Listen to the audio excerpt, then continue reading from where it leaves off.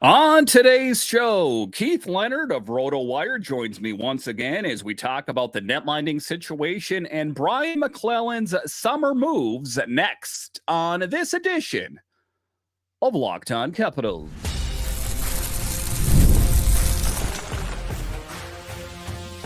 Your Locked On Capitals, your daily podcast on the Washington Capitals, part of the Locked On Podcast Network, your team every day. Well, hello and welcome into this edition of Locked On Capitals. I'm so glad you decided to join me today. As always, this podcast is free and available on all the major platforms, including the Sirius XM app and on YouTube. And I want to thank you for making this your first listen each and every day. My name is Dan Holme. I've covered the Capitals for the last 3 seasons for Locked On and various other outlets before that. I'm also the host of the weekly show called The Capitals Minutecast, available wherever you find your podcasts. You can find me on Twitter. It's at DanCaps218. You can find the show on Twitter. It's at Locked On Caps. And the best way that you can help grow the show is to subscribe to Locked On Capitals on YouTube and comment anything down below. Today's episode is brought to you by FanDuel. Make every moment more. As playoffs wind down, the sports stop sporting like we want them to. But this summer, FanDuel is hooking up all customers with a boost or a bonus daily. That's right. There's something for everyone every day, all summer long. Visit FanDuel.com/locked on to get started. So in this edition of Locked On Capitals, Keith Leonard of RotoWire joins me once again. So we talk about the netminding situation for the Capitals. Listen, I thought I had everything laid out. It was going to be Charlie Lindgren and Hunter Shepard, and he did something crazy. Brian MacLellan went out and signed Logan Thompson. What will the Capitals goaltending situation be like that? A little bit later, we will talk about the other moves that have been made this summer. And here he is, Keith Leonard. In this episode, we are talking with Keith Leonard of RotoWire, the biggest head scratcher. I love talking netminding. I already had it all laid out in my mind that it was going to be Charlie Lindgren and Hunter Shepard, as it should be. The stars were aligned, and this was going to be the year for Shep Daddy. I seen him play at UMD. He has killed it at every single stop. But hold it, Hunter Shepard. Not so fast. Brian MacLellan has other plans. The Capitals acquired Logan Thompson from the Vegas Golden Knights, giving up a 2024 and 2025 third-round picks. The team aimed to add depth in the goaltending position after trading Darcy Kemper to the Kings for Pierre-Luc Dubois. Why did they sign him? He has a good history, and he's only making $766,667. Bargain basement shopping to a certain extent. Way to go, Brian MacLellan. But at the other hand, why you got to do Hunter Shepard like that? Not to mention that the pipeline is jam-packed. Clay Stevenson, Garen Bjorklund, Mitchell Gibson, Antoine Keller. There's just so many options from here to the Mississippi River for the Capitals in net. So taking a look at it, and this kind of reminds me, I've talked about this on the show before. It reminds me when Braden Holtby rose to prominence, and it was him and it was Michael Neuwirth. And I'm like, yes, finally. I've always been a big Braden Holtby fan. I think he, in my opinion, the best goaltender ever to play for the Capitals. Some people argue, but I don't really care. And then the Capitals did something crazy, and they added Thomas Vokoun. Like, why did you do that? We were set. And then I'm like, well, I'm just a podcast host. I'm not the GM of the team. When you heard about the addition of Logan Thompson, what were your thoughts? And were you a little bit surprised, or were you thinking of it as a depth move? What does this mean for Charlie Lindgren? What does this mean for Hunter Shepard? I was a little bit surprised because as you outlined very well, this team has done a really, really excellent job of developing goaltenders over the years, and that prowess continues to this day. And you don't need to look any further than Hershey, Pennsylvania to realize that. They've won back-to-back Calder Cups, in no small part due to the outstanding netminding of Hunter Shepard and Clay Stevenson. I was under the impression heading into this offseason that if they could if they could find a way to offload Darcy Kemper, that they would want to do that, if for no other reason that they had the depth in the organization to fill that void, I think, pretty effectively. And that, whether it was Shepard or Stevenson, one of those guys they both earned an opportunity to get looks at the NHL level. And then you just have to figure out which one you would want to do. And I thought that that's where they were headed, just because it makes sense to not only does it make sense to maximize the assets that you have, but it fits the culture of rewarding players for good play at the minor league level and giving them a chance to show their stuff. So I was fairly surprised when I got the news that the Capitals had engineered a trade for Logan Thompson and the Vegas Golden Knights. There is one area where I think I understand the logic. And I think it actually has, in some ways, less to do with Shepard and Stevenson and more to do with Charlie Lindgren.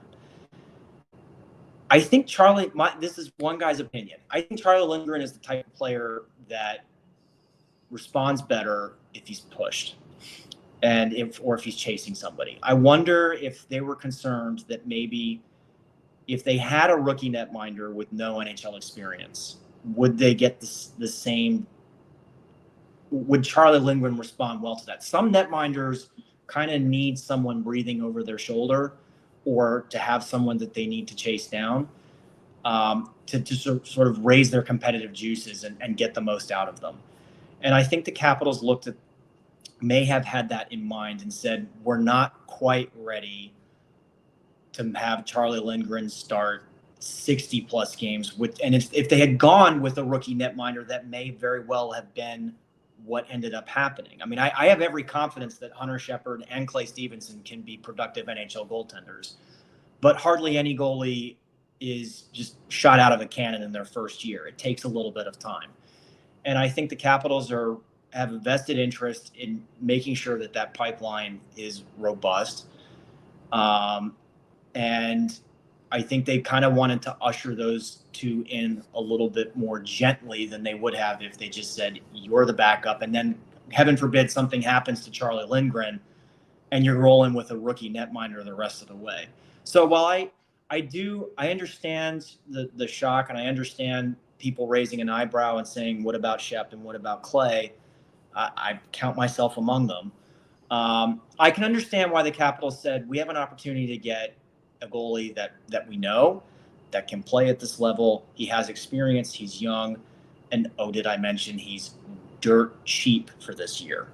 And allowing them to go into next season with potentially the most bargain NHL goaltending duo I think I've ever seen in Lindgren and Thompson, which is just money that they were able to spend on other things to make the team better. It's also worth noting that Shepard, Thompson, and Lindgren are all free agents at the end of next season. The Capitals are going to have to make a series of very difficult decisions with their netminders. And I think this just gives them some options moving beyond this season. They can see what they have with Lindgren as the presumed starter. And I do think he's done everything he needs to be the starting goaltender on opening night. And I believe that he has earned the confidence of his coaches and he will be given a chance to show his stuff. But that they have confidence that Logan Thompson will be there as a productive backup because he's been there before. And the situation will sort itself out. And they have, I think, at minimum, a couple of pretty decent trade pieces. If one of these guys decides, I'm not going to re-sign on a long-term deal, they should be able to flip them either next trade deadline or the summer if they have to. So it's a weird move considering how good Shepard and Stevenson were. And you thought it really just looked like the stars were aligned for one of them to make the opening night roster.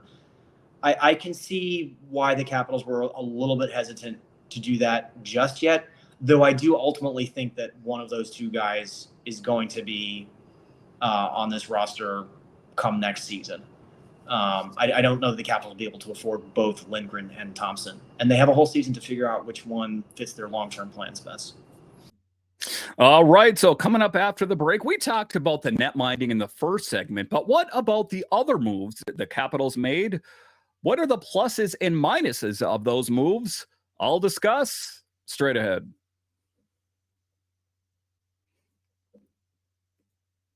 I love sports. I love them so much. I never want them to stop. But as the playoffs wind down, we get fewer games and the sports aren't sporting like I want them to. But FanDuel lets me keep the sports going whenever I want.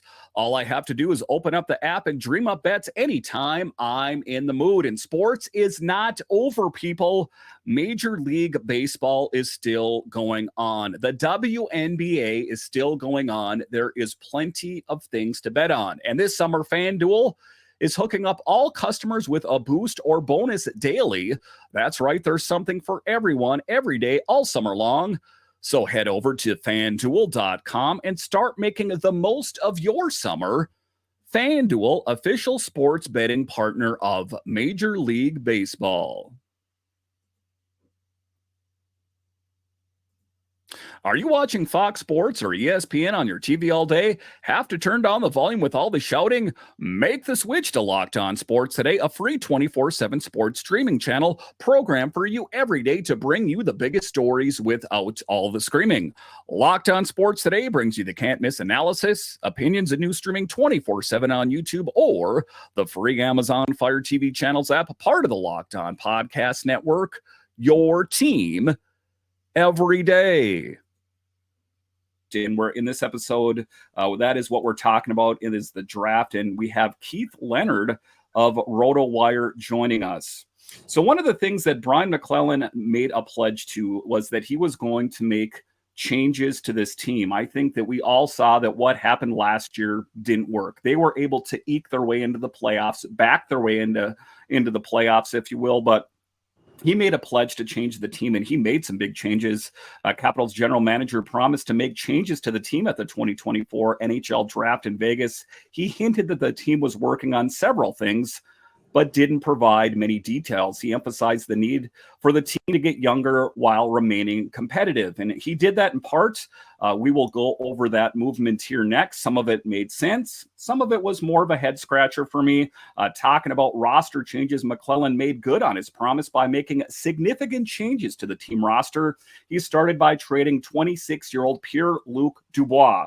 That was something that met some criticism by myself as well. But the way I'm looking at that right now, I think we need to make the most of that situation in exchange for Darcy Kemper. He then acquired Andrew Mangiapane and traded Beck Mallenstein. Additionally, he brought in Logan Thompson to work with Charlie Lindgren in the goaltending department. So talking about the big movement, what was your takeaway about the movement other than the draft? I thought that he was going to be busy. I didn't think he was going to be quite this busy. Yeah, I think he definitely made good on his pledge.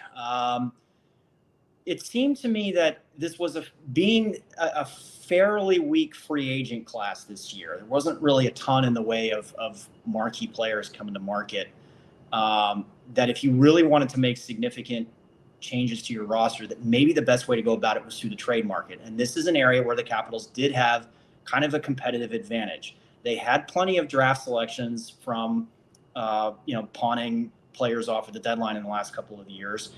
And by virtue of the fact that Nicholas Backstrom is likely ticketed for another year on the long-term injured list, they had plenty of salary cap space. So they had the means to accommodate these kinds of moves. And that's exactly what they did. And, so we'll start in order in which it happened. The Dubois trade, there's been a lot of talk about it. We don't have enough time to go into all of it. I will say that I understand people's concerns about it. Dubois' season last year was quite a disappointment, and he has been up and down in his career. There's been a considerable amount of inconsistency. You couple that with the fact that he's been on the move several times now, and it's fair for people to wonder what other kinds of red flags are there that may be following this guy along, and did the Capitals just sign themselves up for 7 years of headache? I'm not so sure. I think I don't know why it didn't work out for him in Los Angeles, but he didn't fit what they were trying to do. And I have confidence that Spencer Carberry and his coaching staff can find ways to unlock Dubois' game and get him back to where he was. I understand I understand people's concerns. I also know that about a year ago, there were plenty of people who were saying that Dubois, the acquisition of Dubois by LA, combined with the emergence of Quentin Byfield, was going to set them up down the middle for the next 10 years. And I just don't think that that player with that potential vanished over the course of one bad season. So Dubois has plenty of work to do. He's been traded a couple of times now. He's been traded now twice within a calendar year. I think if he wants to clear his name, he's going to have to do it on the ice. I think he knows this. I think he's well motivated. He does have a chance to play for a good team in Washington. He has a chance to play with some good players. He did in LA too, but Alex Ovechkin isn't Kevin Fiala, so maybe he'll have better chemistry there. And so I'm cautiously optimistic that Dubois can figure it out. And I'm also, my concerns are also tempered by the fact that the acquisition cost really wasn't extraordinary. Darcy Kemper had basically been supplanted by Charlie Lindgren. $5.25 million a year for a guy who's basically your backup goaltender is quite a bit to pay. So being able to ship out that contract, combined with the fact that the Capitals really don't have that much in the way of dollars committed in long-term contracts to their forwards in the future, makes this less riskier, in my opinion. It's not risk-free. And if Dubois cannot figure his game out, then the Capitals are a pretty bad situation. But I can see why they rolled the dice here. And I've seen flashes of Dubois' game before that make me excited for this acquisition. And I'm confident that he and the coaching staff and the team can figure out a way to get back to the level of play that people thought he was going to be when he was selected 3rd overall in his draft year. Yeah, and top line centers, they don't grow on trees. I know that a lot of people said they should have gone with this guy. They should have gone with that guy. I think that Pierre-Luc Dubois, even though I had initial skepticism, I think he's worth the risk. And there was quite a bit of talk, and I mentioned it on the show as well, that he was not good in the locker room. But Roy, who also played on the Kings, was quick to point out that that was not the case, that he was actually pleasant. There were just some disgruntled players with him. But talking about the Pierre-Luc Dubois deal, we know traded to the Capitals for Darcy Kemper, previously signed that 8-year deal with the Kings. And the one thing I know about that is the Kings GM, he knew he made a mistake and he made it right. I think he knew his job was at stake. Perhaps if he didn't make it right, talking about his reaction, he said he was initially shocked, but now excited to join the Capitals. Again, I always talk about that I think oftentimes Capitals fans think we can't have good things here or we can't have nice things. I think a lot of players want to come here, and GM Brian MacLellan expressed excitement about Dubois joining the team, sees potential in Dubois becoming a top-tier center in the NHL. One of the things that he made promises to the Capitals fans for the longest time was to get that top 6 forward. Is Pierre-Luc Dubois that player? I guess the jury's out on that. The one thing we know for sure, is that Alex Ovechkin said on breakdown day that he lacked chemistry with the centers, the revolving door of Strome, McMichael, LaPierre, Dowd at points, Kuzi briefly, that it was difficult. There wasn't that chemistry that he had with Nick Backstrom all those many years. But talking about his play, he had a successful season with the Los Angeles Kings, scoring 40 points in 82 games. Notable career achievements was he represented Canada at the World Championships multiple times. So I think intrinsically he is a good player. Again, there is causes of concern about all of this, that, he's hop, skipped, and jumped all over the place. Columbus, Winnipeg, the Kings. In the case of Columbus and Winnipeg, he said that he wanted to trade out of there. That kind of reeks of Evgeny Kuznetsov a little bit. They're kind of both, I hate to say, but quote unquote head cases. Maybe something to consider.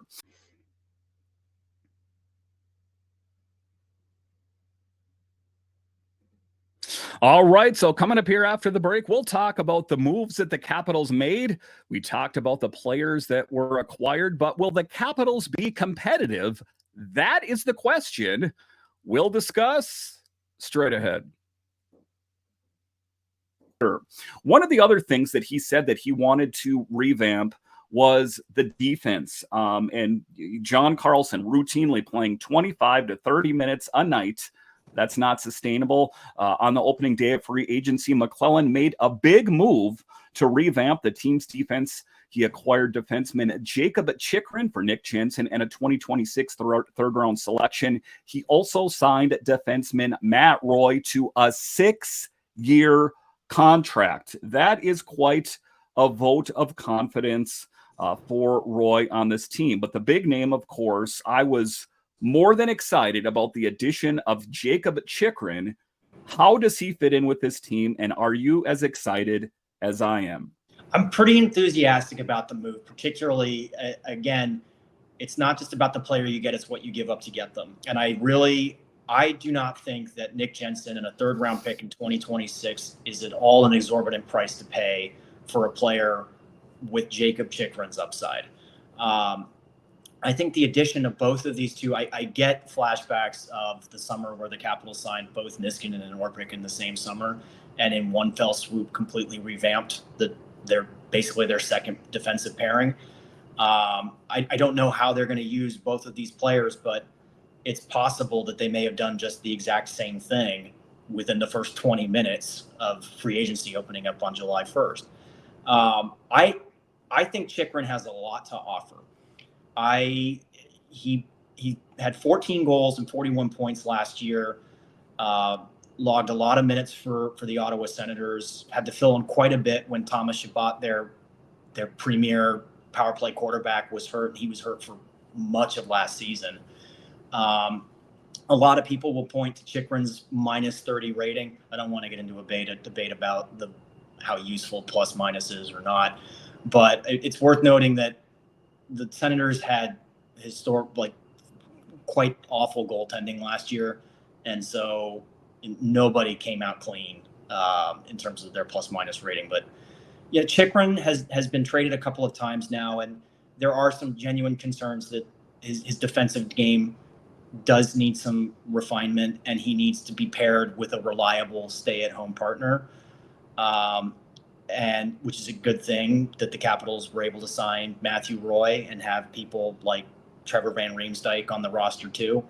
The Capitals have players that they can pair with Chychrun to get the most out of him.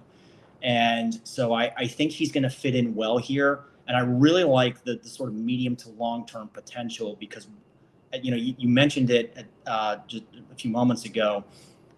John Carlson logged more ice time than any defender in the NHL last year. If the Capitals have any designs on making the playoffs, let alone winning the Stanley Cup, that cannot happen again. He has too many miles on him to log that kind of workload. And I think he was forced to do it because of game script concern, game situations. They were just trying to score at quite a few games last year, but also because aside from Carlson and Sandin, the Capitals really lack defensemen who effectively move the puck up the ice. And that's one thing Jakob Chychrun does really, really well, aside from shoot the puck. He's an incredible shooter, which could become very useful on the power play, whether they start him off on the second unit or try to mix him in with the top unit with Alex Ovechkin. They have options now. And so, I think MacLellan was right to say that the Capitals needed to do some revamping of the defense. They have done that by trading for Jakob Chychrun. The Matthew Roy signing, I think, is quietly one of the better ones of free agency so far. You mentioned it's a 6-year deal. I think he's earned that kind of job security. He's quietly been one of the better shutdown defenders in the NHL for a little while now. He plays a simple game. He doesn't flash you offensively, but he does a very good job in his own zone and getting players separated from the puck and keeping things simple for the goalie in front of him. So with the addition of these two, obviously Jensen's not around anymore. And although he was a solid top 4 defenseman, he was also going to be turning 34 this year. And it was fair to wonder, how many years left Nick Jensen had to offer that kind of potential. I think the Capitals defense is in a much better situation than it was a year ago. They've got 8 guys on the roster right now who are genuine NHL defensemen as far as I'm concerned. There may be more moves subsequent to the summer to sort of clear that up a little bit, but they're in a much more enviable position on the blue line than they were a year ago.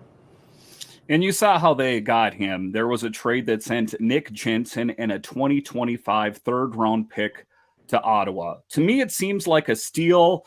I was watching some podcasts or video on YouTube, and they were talking about, well, is he going to complain that he wants to get moved? I guess that's one of his things as well, is he's never content where he's at. Maybe he just hasn't found the right home. Overall, Washington's addition of Chychrun is expected to have a positive impact and further strengthen its defensive lineup while addressing the team's offensive needs. We were talking about pairings. Where do all these players fit in? I've spent some time thinking about it. I have my ideas.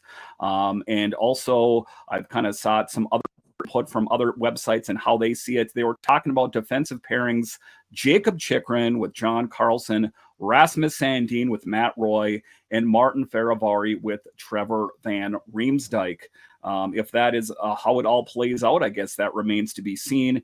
But that is kind of how I see it slotted in. I've seen different things. I saw earlier that Sammy Silber posted this earlier that she thought it was going to be Martin Feravari with John Carlson. At this point, it's in July, and it's really kind of too early to tell which direction these things will go in. But the Capitals were not done. They also acquired Andrew Mangiapane. On Thursday, the Capitals and the Flames traded Andrew Mangiapane to the Capitals. In return, the Flames received a second-round pick in the 2025 NHL Draft from the Colorado Avalanche. The trade gives the Flames more valuable draft picks and is flexible for their salary cap and roster. A team that I think is going to be markedly better next year is the Calgary Flames. In that same category, you could put the Nashville Predators. There were some teams that really went all in. The Capitals were up there. I'm not going to lie. I think they exceeded my expectations and a lot of other people's expectations as well. But talking about Andrew Mangiapane in particular, we know he's 28 years old, had 40 points, 14 goals, 26 assists for the Flames in 75 games this season. He has played 417 games, all with the Flames, and has accumulated 215 career NHL goals, 109 goals, 106 assists. What are your thoughts about the addition of Andrew Mangiapane? And to many people, that signifies that TJ Oshie will not be playing next year based on cap space. Yeah, I think this is a good acquisition. I don't mind the second-round pick in 2025. It's a late second-round pick. And I think Mangiapane fills an obvious need for this team right now. You mentioned that TJ Oshie doesn't look at the moment like he's going to be playing next year. They've been mum on his situation all summer, just saying it's status quo.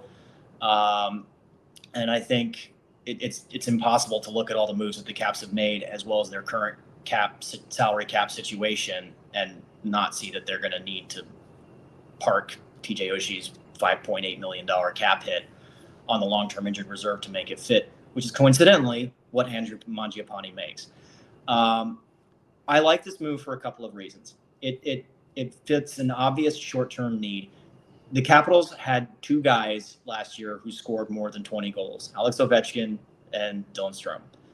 That needs to change. They need to have more goal scoring. I'm certain that if TJ Oshie had been healthy, that he would have been on that list. But without him and with Tom Wilson just sort of struggling last year, the need was obvious for more goal scoring. And that is one thing that Andrew Mangiapane does pretty well. He's been an effective goal scorer for the Flames for a few seasons now. He had that 1 year. He had 35 goals a couple of years ago. I'm hoping he can get back to that. Even if he can't, he can still provide a team a lot. He can put the puck in the back of the net. He finds open space well. He creates space for his line mates well. He works a power play well. He's not bad in his own zone. he's got the tools you want in a top 6 forward, and there was a need for the Capitals there for this upcoming season. The question about whether they re-sign him long term, we'll see how he fits.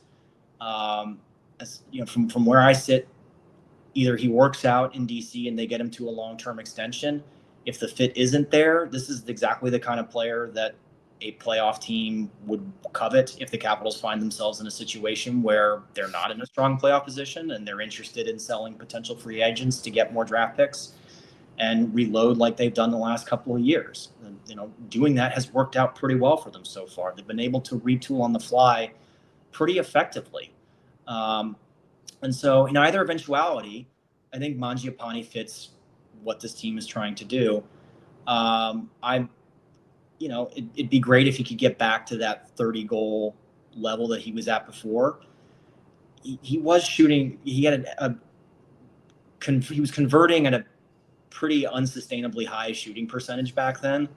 And I'm just not sure if a player can, pot goals at an 18% clip over the course of a career. But even if he can't, I think I'm pretty confident that if he's playing top 6 minutes in DC for a full season, and since the shoulder injury that bothered him a couple of years ago, he's played more than 70 games each of the last 3 years. I'm pretty confident that he can, he should be able to pot 20 to 25 goals, maybe get close to the 50-point mark. And that's to get a player who can do that and give you more depth offensively for a late second-round pick is not a bad deal at all.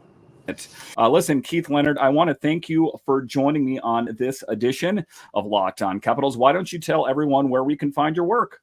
You can find me at RotoWire.com. We've got award-winning fantasy coverage for all your favorite sports. If you need some help for your fantasy baseball team, we've got you covered. We've got great stuff coming for fantasy football, fantasy basketball, fantasy hockey coming up this fall. And we're there for whatever you need at RotoWire.com. Thank you for joining me. And I want to thank all of you for joining me on this edition of Locked On Capitals, your only daily year-round podcast covering the Washington Capitals. And I want to thank all of you that listen on the audio side and watch this on YouTube. You are what makes this show successful. When you're done here, head on over to Locked On's 24/7 streaming channel, available on the free Amazon Fire TV Channels app and on YouTube. All right, once again, I want to thank you for joining me on this edition of Locked On Capitals, part of the Locked On Podcast Network, your team every day. My name is Dan Holme, and I'll talk to you again next time.